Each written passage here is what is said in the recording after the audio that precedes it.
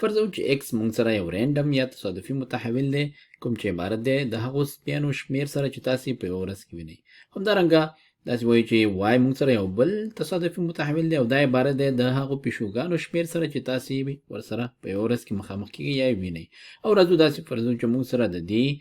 هغه اوسط یا مین هم شته کوم ته چې expected value هم وایي. نو expected قیمت د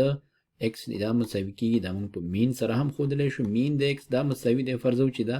3 دی او په ورته وخت کې مونږ سره د y هم expected value یا تمه کیدونکی قیمت د y هم مونږ ته معلوم دی او د دې قیمت دی مساوي دی له 4 سره. دا مونږ په مین سره دا هم ښیو مین د y مساوي 4 او د مین لاس راوړلو طریقه مونږ مخکې خبره پرې کړې چې څنګه لاسته راځي. اوس مونږ راځو په دې خبره کوو چې مونږ څنګه کولی شو چې د دې دواړو تصادفي متحولونو د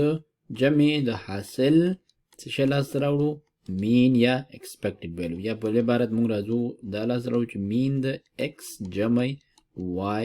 یا د دوو تصادفي متحولونو دا مساوي کیږي له 100 سره. نو مونږ وایو چې دلته به یې ولیکو د ثبوت پسې اوس نه ځو چې د دوو تصادفي متحولونو د جمع د حاصل مین دا مساوي کیږي د دواړو تصادفي متحولونو د اوسطونو د جمع حاصل څخه. یعنی دا مساوي کیږي مین د x جمع مین د y. نو په دې مثال کې که چیرې زه داسې ویم چې هغه شمیر د تمه کیدونکو پیشوګانو او د سپیانو څومره دی چې زه به یې په یوه ورځ کې وینم یعنې د دې دواړو مجموعي expected value څومره دی نو زه به وایم چې د پیشوګانو مین راخلم او د سپیانو مین راخلم دواړه سره جمع کوم دا به د څه شی وي expected value وي. معنا دا چې دا مساوي کیږي له 100 سره 3 جمع 4 کوم چې مساوي کیږي له 7 سره. خو اوس که چیرې مونږ ته د دې تفاضل پکار وي معنا دا چې مونږ که چیرې دا معلومول غواړو چې په اوسط ډول مونږ څو دانې پیشوګانې دا له سپیانو څخه په یوه ورځ کې زیات وینو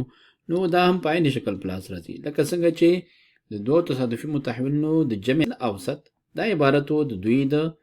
اوسطونو د جمع حاصل څخه په عین وخت کې د دوی د تفریق حاصل اوسط دا مساوي دی د دواړو د اوسطونو د تفریق له حاصل څخه. معنا دا چې مین د x منفي y دا مساوي کیږي دلته به ولیکو مین د y منفي مین د x په دې مثال کې دا مساوي کیږي مین د y مساوي 4 دی نو 4 منفي مین د x 3 کوم چې مساوي کیږي له 100 سره 1 سره. که دا خبره په علمي عبارت وکړو معنا دا چې مونږ